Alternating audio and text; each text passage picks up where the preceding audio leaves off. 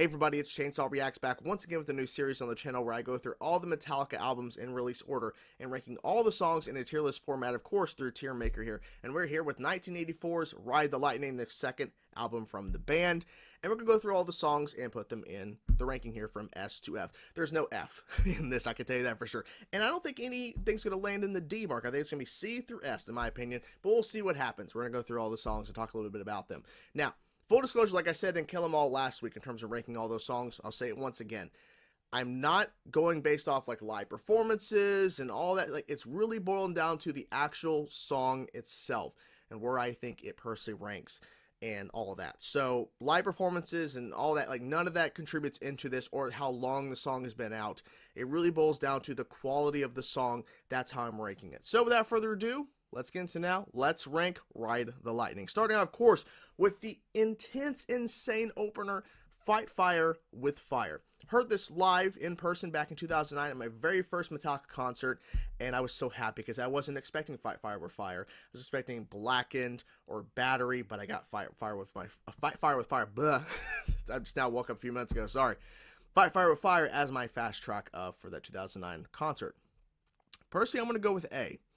I love the track. I wish there was a little bit more going on with it, but I love how intense and how insane it is because comparing this song to all of Kill 'Em All, it's a huge step up in terms of intensity and craziness, but they were not going to be backing down. Like, they were like full force going in, and this is basically setting you up for what to expect in a sense for the rest of the record. Not so much, but man, it is a freaking insane opener for sure. I think A is fair because it is a pretty damn good song. Now, continuing on, of course, with the actual title track, Ride the Lightning. Now, Ride the Lightning to me is a song, I appreciate it, I like it, but the more I keep thinking about it, because I think it's a good track, but I don't, like, love it. You know what I'm saying? Like, I just don't love it like a lot of people do. Shut up, computer. Some sort of notification about, get this real or scam, just scan it or whatever. Ride the Lightning, I'm going to go with B.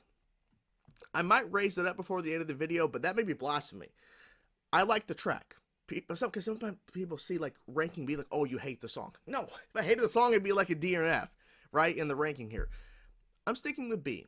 I think that's fair. I think that's fine. Like I said, it may go up to A as I go back through this once I'm completed here in the video, but I like the song. It's a pretty solid track. I love the guitar solos. It's phenomenal, the guitar solos. I don't know. There's something about it I just don't love. I don't know. I just never really loved it. And as long I've heard the song for years and years, just never really loved it like people like love it.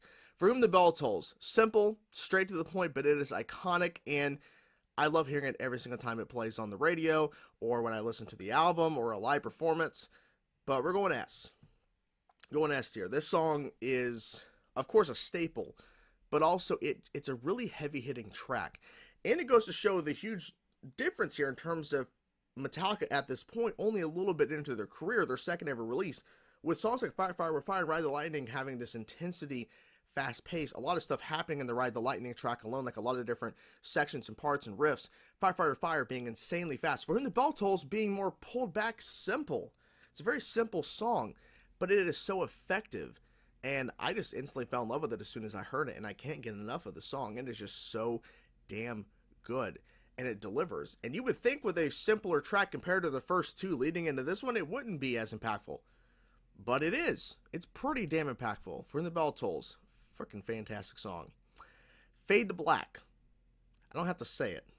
It's an S tier. Now, when I put these like in the tier, I never really mentioned this to Kill 'Em All, but like when I put Fade to Black behind For the Bell Tolls, it doesn't mean that it's like not as good as For the Bell Tolls. I'm just putting it in the ranking. Like, I'm not going in that kind of style where if it's in front, it's like the higher of the tier. Like, no, I'm not doing that. Fade to Black. People were like shocked, but it makes total sense. And the subject matter, like, it's still being talked about. James, even live, when they perform the song live, he even stops the show and addresses suicide and all that. It's a very impactful track. I think everything works for it. The riffs are so beautiful. And the ending solo from Kirk is just one of the best solos he's ever written. And I think the subject matter, as they're discussing in the lyrics, is very dark, but it's something that needs to be addressed. In order for you to have light, you also have to have darkness. And it's a wallop of a song. That's even, if you want to use that phrase. but it really hits you hard, especially when listening to the lyrics and listen to the musicianship, because this is the same group of guys that recorded Kill 'Em All a year prior. It's insane how much of a change, especially when you look at these tracks here, and especially when you get to Fade to Black. You're like, these are the same guys that released Seek and Destroy a year prior, same guys that released this song, and like they released this entire album before, and now they have an album a year later and they Fade to Black. People were shocked, but it is one of the best songs off this album for sure. It is fantastic what they did with Fade to Black, and it's still, to me, their best ballad in my opinion that they've put out. In my opinion, Trapped Under Ice, an underrated gem in my opinion, and we're going with A, 100%. Trapped Under Ice is a song not appreciated much from the band, unfortunately, but when they do perform it live, it's fantastic. But the song itself, I love all of the solos that Kirk throws in. Like, they're so cool. Some of them do repeat some certain patterns here and there, and are the same kind of idea but there's so many solos, so it's a lot to listen to, and it's an impactful, heavy-hitting riff, and I just love the fact that it's just a song that I don't love that it's underappreciated, but at the same time I kind of do, because it's like, it's a song like, okay, people talk about Ride the Lightning, they talk about From the Bell Tolls, they talk about Fade to Black, Ride the Lightning, but Trapped Under Ice and Escape, we'll come up to in a second, is not really discussed as much. So it feels like it's a song that's like, I get to appreciate it more because I'm actually diving further into Metallica's discography, because I feel like people who kind of listen to Metallica, they've not heard this song. So it's like, it's a song that they need to discover, and hopefully they can. And I feel like that's a lot of Metallica's discography at times, is discovering the deeper music, or like the kind of underrated gems, or the ones that are kind of ignored when it comes to talking about albums. Like Master Puppets, for example, Leper Messiah is like one of those songs where it's kind of like not talked about enough, in my opinion. Trapped Under Ice, great track. Really enjoyed the riffs on that, and really enjoyed the pattern of the vocals for James too, and the high register he's hitting at times on that track. Really good stuff. Escape. Now, look, I appreciate Escape. It is what people consider the black sheep of the record, because hardly anybody talks about it. Compared to like Trapped Under Ice, Escape is not talked about. The only time Escape's really talked about in terms of, oh, it's the one song Metallica despises and doesn't want to play. They've only performed it live once. But to me, I think Escape, it's not a bad song, but it was kind of forced for them to do. But I'll be blunt, it's a C in my opinion. I still enjoy the track and I still listen to it from time to time, but I don't seek it out, and I'm not like, ooh, I want to hear Escape. Like, it just pops up like, oh, okay, I'll listen to Escape. But I don't hate it. There are people that hate this track. I understand. Comparatively to the rest of the album, it does not fit whatsoever. Like, every other song on this album, and we haven't got to the last two yet, there's some familiarity with the rest of the album in a sense, and it kind of flows and makes sense. Escape is like that. Like, if you're going along on the highway and you're just kind of going along, and all of a sudden there's a random speed bump, which obviously wouldn't happen on the highway, the car would be flying, but that's kind of what Escape feels like. So you're listening to all these other tracks that really kind of fit and kind of seem to kind of go together, and the flow is there. Escape, and you hit Escape, boom. Like, what the hell just happened? Like, it still sounds like the rest of the album in terms of the tone of the guitars and everything, but the formula, the actual, like, structure of it, doesn't make sense. It's that radio-friendly track they didn't want to do. So Escape is in C. I definitely wouldn't give it a D or an F, because I don't think it deserves that, but it definitely, of course, is a C for sure. Creeping Death. Let's just go right, just S tier immediately. Creeping Death. I love this track. I was so frustrated they didn't play it live at my 2009 show, the first ever show I went to see Metallica. They didn't perform it. I was so frustrated. And then ever since then, when I've heard them perform it live, I freak out and scream. People are like, wow, you must really like the song. Of course I do. I love Creeping Death. I just love, I don't know what it is. I think it's a couple of things. I think it's the middle section. Die. I just love that pattern, that riff and everything. I love the solos, like the guitar. When I say solos, I mean guitar solos leading up to that part. And I just love the actual verse and stuff. I just love that riff so much, and the vocal patterns that James is doing. And the intro is iconic, and the intro is so good. Like, it's like, when you really think about the intro of Creeping Death, it's simple, but it fucking hits. And it is so good.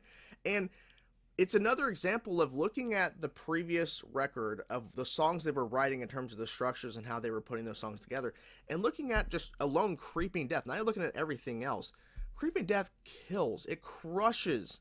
Like, structure-wise, Kill 'Em All. Not saying Kill 'Em All is lesser than the Ride the Lightning record, but the huge change in the structures of how they're writing their music. You see a shift for sure, and it's definitely an improvement in terms of how they're writing their music. Creeping Death is a song that will stand the test of time, I think, in metal, and it's a song that I think more and more people, because there are still people they say they're Metallica fans. They've not heard Creeping Death, or if they have, they don't really recognize the song. One of those songs you need to listen to. You need to really understand. You're not saying you have to love it or enjoy it, but you need to at least listen to it. If you say you're a Metallica fan and you've not heard Creeping Death, something's wrong. Call of Cthulhu, the final song, which is the official first, I guess, kind of sense instrumental, because you had the bass solo take one at the very beginning of Anesthesia, but still it's an instrumental, but now a full band instrumental. Now, we can get into the whole discussion about who wrote the main riff, essentially, because it was Dave Mustaine, but the Call of Cthulhu is an S tier. I don't know what it is. I think I know what it is, actually. The Call of Cthulhu is an instrumental that showcases and highlights everybody's kind of like some of their best things they can do in the band. And what I mean by is this: you have some amazing bass work that Cliff is doing throughout the whole entire track, some amazing bass parts, and I wish it was turned higher up in the mix. And you can find versions where the bass is turned up higher, so you can appreciate those bass moments more. There's a lot of bass solo kind of work happening. It's really good, some really good shit. Some amazing James riff parts that he's doing throughout the track, and then of course Kirk has this fantastic gigantic guitar solo, and of course Lars is doing a lot of drum fills throughout the song as well. The ending of the song is perfect in my opinion. I just love the build up as it's getting towards the end, dun, dun, dun, dun, or then dun, dun, dun, dun, and then back to the riff, dun, dun, dun, dun. Love the ending. Love it so much. And I think it's the perfect way to end the record. And it's interesting that they end the album with an instrumental too. Like, I understand why they may have done it in terms of like the feel, because honestly, looking at the rest of these songs, I don't know what song could have ended the record if it wasn't the Call of Cthulhu. I guess you could say Creeping Death, but I think Call of Cthulhu, like, it just makes sense once you hear the rest of the record. The Call of Cthulhu makes a lot of sense to end the album. It's a phenomenal instrumental, and honestly, I go back and forth because to me, I consider To Live Is To Die my favorite Metallica song ever written, because it's a tribute to Cliff and all that. I understand, yeah, it's an instrumental, and maybe they could have added some more into it, but I still think it's my favorite Metallica song ever because of the reasoning for a tribute to Cliff.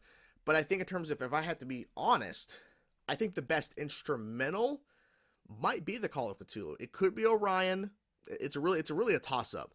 But the Call of Cthulhu is phenomenal. It is a great closer. It's a phenomenal instrumental. I love everything they do with it. And I wish there was more of it, honestly. I wish there was more of the song. Obviously there isn't. But I would listen to like a 12-minute version of this song. I would listen to a 15-minute version. I would just listen to more of it because I just love the sound of it, the eeriness of it. I just wish there was more. That's all I gotta say. Then again, it may get too repetitive at that point. But just my love for it. Really. So here we are, guys. S tier, For Whom the Bell Tolls, Fade to Black, Creeping Death, The Call of Cthulhu. A tier, Fight Fire with Fire, Trapped Under Ice. B, Ride the Lightning. C, Escape. And I think I'm fine with that, honestly. The more I keep looking at this, I'm like, you know what? I think this makes sense for me. It really does. Like I said, might get some blasphemy comments on the Ride the Lightning and B, but hey, that's just me being blunt and honest, because I bet there are songs on this album that you don't love as much as other people do, right? Because I'm pretty sure some of you may be looking at this going, For Whom the Bell Tolls, like, I like the song, but it's not an S tier track. There you go. See? So there is some things there where we're all going to have different opinions. Make sure you comment below. Let me know how you would rank the album of Ride the Lightning and where you would place the songs. Let me know your thoughts in the comments below. Hope you guys enjoyed the video. And I'll see you guys next week with Master of Puppets 1986. Hope you guys enjoyed the video. Talk to you guys soon. Peace out.